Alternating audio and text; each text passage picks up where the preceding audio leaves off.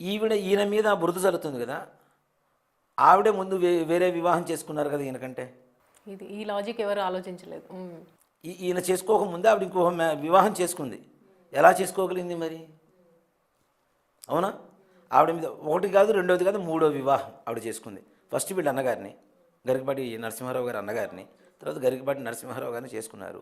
తర్వాత మరి ఈయనకి రెండో వివాహం కాకముందే ఆవిడ మూడో గరికపాటి స్కూల్ పెట్టుకున్నప్పుడు అన్నయ్యకి ఏదైనా ఉద్యోగం ఉంటే చూడండి, ఉద్యోగం చూస్తే అట్లా మాట్లాడుకున్నప్పుడు అలా దానివల్ల జరిగింది. మా ఆయన చనిపోవడము, వాళ్ళు వీడికల్లే పడాయి మా మీద, మా కాపురం చెల్లా చెదురైపోయింది, అప్పుడు ఇదంతా జరిగిందని ప్రాసెస్ అట్లా చెప్తున్నారు. ఒక మాట చెప్తానన్నా, అన్న భార్యని వివాహం చేసుకోవాల్సిన పరిస్థితి ఎవరు చేసుకోరు సామాన్యంగా. అలాంటిది వాళ్ళ అమ్మగారు ప్రాధేయపడ్డారు. ఇది అసలు నిజంగా మాట ఎవరికీ తెలియదు.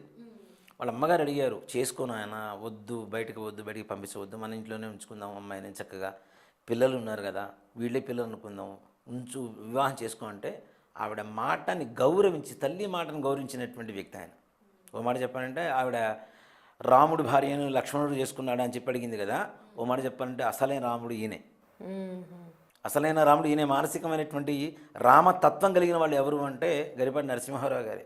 ఆయనకి వివాహం అయిన తర్వాత సంతానాన్ని పొందవచ్చుగా మరి, ఇంకో రెండో వివాహం అయిన తర్వాత కూడా ఎందుకు పొందలేదు? మరి వీళ్ళని ఎందుకు విడిపోవాల్సి వచ్చింది మొదటి భార్యతో? ఎవరు? ఈ కామేశ్వరి గారు. ఒక మాట చెప్పానంటే ఇది నిజంగా నేను ఓపెన్గా చెప్తున్నానమ్మా.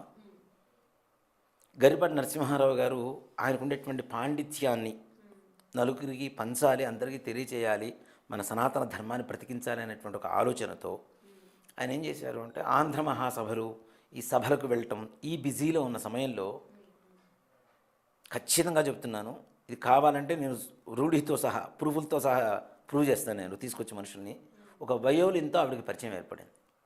కొడుకుల్ని ఇద్దరిని ఇంట్లో పడేసి ఆవిడ వెళ్ళి పెళ్లి చేసుకుంది అతనితో. మరి డివోర్స్ తీసుకోకుండా ఏం చేస్తారు ఈయన? ఈ సంగతి ఎవరికైనా తెలుసా? తెలియదు. ఈ కోణం ఎవ్వరికీ తెలియదు. తెలియకుండా ఇష్టం వచ్చినట్టు ఆయన మీద బురద జల్లేసి, ఓ కామాంధుడు, నీచుడు, చీకటి కోణాలు, అది ఇది అని ఇష్టం వచ్చినట్టు వ్యూస్ కోసం ఇష్టం వచ్చిన తమ్లైన్స్ పెట్టేసి వదిలేస్తున్నారు రోడ్ల మీద.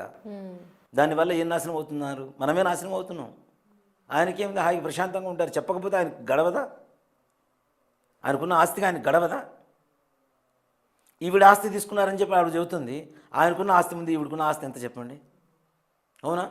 ఈవిడ తర్వాత వివాహం చేసుకున్నారు. మరి ఆయనకంటే ముందు వివాహం ఎలా చేసుకోగలిగారు ఆవిడ? ముందు పరిచయం లేకుండా వయోలిన్ని, ఒక వయోలిన్ విద్వాంసుడు, ఈవిడ సంగీత కచేరీలు చేస్తూ ఉంటుంది. ఆ సంగీత కచేరీలో పరిచయం అయినటువంటి వయోలిన్ విద్వాంసుడిని వివాహం చేసుకుంది ఈవిడ. ఆయనకంటే ముందుగానే ఈవిడికి మూడో వివాహం అయింది, ఆయనకి రెండో వివాహానికి ముందే. ఎలా అయింది మరి? ఓకే, ఈయన కామాంధుడు అనుకుందాం, మరి వివాహం ఒప్పుకోకుండా వివాహం అయితే చేసుకోలేదుగా. అవునా? మరి ఒక ప్రవచనంలో గొల్లపూడి మారుతీరావు గారు ఒక సభ నిర్వహించారు. సభ నిర్వహిస్తే సభలో వీళ్ళిద్దరూ కలిసి ఉన్నారు. కామేశ్వరి గారు, గరికపాటి నరసింహారావు గారు సభలో కూర్చొని ఉన్నారు. కూర్చొని ఉన్నప్పుడు ఆవిడ వారంటే ఎంత ఇష్టమో, ఎలా ఉంటారో ఎలా చెప్పగలిగింది మరి? ఆయన అంటే ఇష్టం లేకుండా, ఆయన కామాంధుడు అని చెప్పి మాట్లాడుతుంది కదా, నీచుడు, ఆయన పేరే నోట్లో పలకడం ఇష్టం లేదు అని. ఆయన పేరు పలకాలి అంటే నరసింహారావు గారు కదా, నారసింహ శబ్దాన్ని పలికితే లోపల ఉండేటువంటి సకల పాపాలు నాశనం అవుతాయి. ఆ సంగతి తెలుసుకొని ఒకసారి ఆయన పేరుతో ఉన్న స్వామివారిని తలుచుకుంటే ఆవిడకుండే చేసిన పాపాలన్నీ కూడా పోతాయి. ప్రతి ఒక్కళ్ళు ఆడవాళ్ళు చెప్తే ఇది కరెక్ట్ అనుకుంటే తప్పు. ఎవరి కోణంలో వాళ్ళు చెప్తూ ఉన్నారు. అసలు నిజమైనటువంటి ఆ నిజానికి ఉండేటువంటి కోణం ఏంటో చూడకుండా ఇష్టం వచ్చినట్టు మాట్లాడటం అనేది చాలా తప్పు. నిజంగా ఒక మాట చెప్తానన్నా, ఇప్పుడు అన్నగారి కొడుకులు ఈయనకు సంతానం తీసుకోవచ్చు కదా రెండో వివాహం అయిన తర్వాత. ఆ ఇద్దరు కొడుకుల్ని ఎందుకు ఇచ్చేస్తున్నారు? అవునా?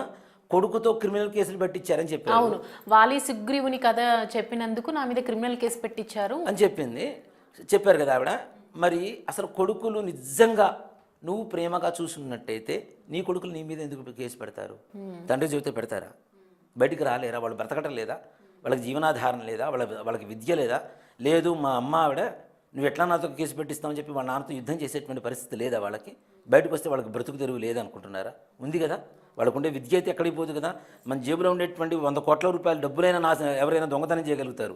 మస్తకంలో ఉండేటువంటి విద్యను ఎవరు దొంగతనం చేయలేరు కదా. వాళ్ళకి విద్య ఉంది కదా, ఆల్రెడీ మనం చూస్తున్నాం కదా, వాళ్ళ ప్రవచనాలు కూడా చూస్తున్నాం కదా కొన్ని కదా. మరి అలాంటప్పుడు వాళ్ళు బయట చదువుకొని బయట బ్రతకగలిగినటువంటి స్తోమత ఉన్నటువంటి వ్యక్తులు కూడా తల్లి మీద కేసు పెట్టాల్సిన పరిస్థితి వచ్చిందంటే నువ్వు వాళ్ళని ఏ హీనమైనటువంటి పరిస్థితుల్లో వాళ్ళిద్దరిని వదిలేసి వెళ్ళిపోయావో వాళ్ళకి ఇప్పటికీ గుర్తుంది. కావాలంటే ఇప్పుడు తీసుకుని వెళ్ళి నీ కొడుకులు నీ దగ్గర పెట్టుకో కావాలంటే. వస్తారా? ఎందుకు రావటం లేదు? భర్త నీచుడు అనుకుందాం, మరి కొడుకులు ఎందుకు దగ్గర రావటంలా? తల్లి ప్రేమకు మించింది ప్రపంచంలో ఇంకోటి లేదని మనం చెబుతూనే ఉంటాం. తల్లిని మించిన దైవం లేదని కూడా శాస్త్రమే చెప్తుంది. నగాయత్రేయ పరమంత్రం నమాతు పరదైవతం అని చెప్పి తల్లికి మించిన దైవం లేదు, గాయత్రి మంత్రానికి మించిన మంత్రం లేదని చెప్తున్నారు. మరి అలాంటి తల్లిని కూడా ద్వేషించేంత స్థాయిలో, అంటే తల్లి అనేటువంటి ఒక పదానికి కూడా కళంకం తెచ్చినటువంటి నువ్వు ఒక పెద్ద అంటే భారతదేశంలో ఉన్నటువంటి అత్యున్నతమైనటువంటి పురస్కారాన్ని పొందినటువంటి కొంతమంది హిందువుల్ని, తప్పుదోవ పడుతున్నటువంటి హిందువుల్ని సరైనటువంటి దారిలో నడిపిస్తున్నటువంటి ఒక మహానుభావుడి మీద ఇన్ని సంవత్సరాల తర్వాత 2001లో నువ్వు బయటికి వెళ్ళిపోతే 2024 నువ్వు గొడవ చేయాల్సిన అవసరం నీకేంటి? 25 సంవత్సరాల 24 సంవత్సరాలు నాన్న, దాదాపు 23 సంవత్సరాలు 24 సంవత్సరాలు. ఇన్ని సంవత్సరాల తర్వాత నువ్వు ఎందుకు గొడవ చేస్తున్నావు? ఎవరు నీ వెనక ఉండి నడిపిస్తున్నారు? హిందుత్వాన్ని నాశనం చేయాలని నీకు ఎందుకు అంత ఇది పుట్టింది? నువ్వు నేను హిందువుని, నేను పూజ చేసుకుంటుంటాను, నా ఉపాసన చేసుకుంటాను, అది చేస్తాను ఇది చేస్తానని చెప్తున్నావు. అంత ఉపాసన చేసేటువంటి అమ్మవారు నీకేం చెప్పింది? నువ్వు చేస్తున్న దేవుడు నీకేం చెప్పాడు? ఎదురువాడి జీవితాన్ని నాశనం చేయి, హిందుత్వాన్ని నాశనం చేయని చెప్పి దేవుడు చెప్పాడా? అలా నువ్వు చేయడం వల్ల ఏం నాశనం అవుతుందని నీకు ఆ మాత్రం ఆలోచన లేదా? నువ్వు సాంస్కృతిక ఫ్యాకల్టీ ఆవిడ, కాలేజెస్లో సంస్కృతి చెప్తూ ఉంటారు ఆవిడ. ఆవిడతో పాటు పని చేసిన వాళ్ళు నాకు తెలుసు. అంటే ఆవిడ గురించి మీకు సవివరంగా ఆవిడతో పరిచయం ఉన్నటువంటి వ్యక్తులతో నేను మాట్లాడిన తర్వాతనే మీడియా ముందుకు వస్తున్నాను. లేకపోతే ఇంతవరకు ఇదే ఫస్ట్ వీడియో నేను వారి గురించి చెప్పడం కూడా. ఓ మాట చెప్పానంటే సవివరంగా ఆయన ఉన్న పరిస్థితి ఏంటి, ఆయన ఉన్నత భావాలు ఏంటి, ఆవిడ చేసిన పరిస్థితులు ఏంటి, నిజంగా చెప్తున్నాను. నా పిల్లలు ఇద్దరిని కూడా వదిలేసి వెళ్ళిపోయింది ఆవిడ ఇంకో ఆయన ఎవరిన వివాహం చేసుకోవడానికి. మరి అది తప్పు కదా? నువ్వు రోడ్డు మీద పడేసిపోయినప్పుడు ఆయన ఆదుకున్నాడు, సొంత కొడుకులాగా చూసుకున్నాడు. ఎంత అన్న కొడుకులు ఉన్నా సొంత కొడుకును ఇంకో కొడుకు కావాలంటే తీసుకోవచ్చు, లేదా కూతురు కావాలంటే పుట్టొచ్చు. కానీ వాళ్ళు ఎవ్వరూ వద్దు, వీళ్ళిద్దరి మీదనే ప్రేమ పోతుంది, ఇంకో కొడుకో కూతురు పుడుతుంది అని చెప్పి ఆ చేసుకున్న రెండు ఆవిడ చేతులు ఆవిడ కాళ్ళు కూడా దండం పెట్టారు. ఎవరైనా మాతృత్వాన్ని కోరుకుంటారు. ఆవిడ చాలా మంచివారు. మొదటి భార్య చెప్తున్నారు ఇప్పుడు కామేశ్వరి, తన భార్య గరికపాటి భార్య మంచిదే, నాకు పిల్లలిద్దరికీ ఆదుకుంది, అన్నం పెట్టిందని చెప్తుంది. ఆమె బాధ అంతా గరికపాటి గారి మీద. మరి ఈయన చెప్పకపోతే ఆవిడ ఆదుకుంటుందా? మనకొద్దు, మన ఇద్దరికి సంతానం ఉంటే బాగుంటుందని చెప్పి ఈయన చెప్తే ఆవిడ కాదంటుందా? ఏ ఆడవాళ్ళు మాతృత్వాన్ని కోరుకోరు చెప్పండి? అవునా? ఈవిడి కాదు, ఈయన కాదు, ఈయన అన్నకు పుట్టిన పిల్లల్ని ఈవ కొడుకుల్లాగా చూసుకోవడానికి గల కారణం ఎవరు? గరికపాటి వారేగా. వారు చెప్పకపోతే ఇది ఆవిడైతే చూసుకోదుగా. అవునా? మరి అలాంటప్పుడు ఆవిడ మంచిది, ఈయన చెడ్డవాడు అని చెప్పి ఎట్లా మాట్లాడతారు? చెప్పింది మూలం ఈయనే కదా. నా అన్న కొడుకులు నా కొడుకులే, మనకి సంతానం వద్దు, వీళ్ళు ఉంటే చాలు అని చెప్పి వాళ్ళని చేశారు. ఇవాళ రోజున అందరూ మరి వాళ్ళు కూడా ప్రవచనాలు ఇస్తున్నారు. గురజాడ, శ్రీశ్రీ వీళ్ళు కూడా ప్రవచనాలు ఇస్తున్నారు. చక్కగా వాళ్ళ భవిష్యత్తు బాగుంది, వాళ్ళ జీవితంలో వాళ్ళు సెటిల్ అయిపోయారు హాయిగా. అలా ఆ స్థాయి వరకు తీసుకొచ్చింది ఎవరు? మరి నా కొడుకులు కాదు, నా అన్న కొడుకులు కదా అని చెప్పి వాళ్ళని అనాథాశ్రమంలో చేర్పిస్తే ఏం చేస్తారు? అవునా కదా? మరి ఇంట్లో పెట్టుకుని ఇంత పెద్దవాళ్ళని చేసినందుకు మరి ఆయన ఎందుకు నువ్వు అగౌరవంగా మాట్లాడుతున్నారు? తప్పు కదా. అంటే అన్నీ తెలిసి కావాలని చెప్పి నా ఉద్దేశం అయితే ఇదేనన్నా, తప్పనిసరిగా హిందుత్వాన్ని దెబ్బతీయడానికి కొన్ని దుష్ట శక్తులు ఆవిడ వెనక ఉండి నడిపిస్తున్న సంగతి మాత్రం ఇక్కడ అవగతమవుతుంది, అందరికీ తెలిసిపోతుంది, అర్థమవుతూనే ఉంది. పర్సనల్ లైఫ్ని ఎవరు అసలు తొంగి చూడాల్సిన అవసరం లేదు. ఒకటి చెప్తానన్నా, నెగిటివ్లో కూడా పాజిటివ్ వెతకగలగాలి. అలాంటిది పాజిటివ్లో కూడా నెగిటివ్ వెతుకుతాము అంటే ఇంకెక్కడ అర్థం ఉంటుంది నాన్న? ఎవరికుండే బాధలు వాళ్ళకుంటాయి, ఎవరికుండే సమస్యలు వాళ్ళకుంటాయి. దాని కాకుండా ఆయన చెప్పే మంచి మొత్తం తీసి పక్కన పడేశారు. ఒక్కసారిగా గరికపాటి వారి చీకటి కోణాలు అని పెట్టారు.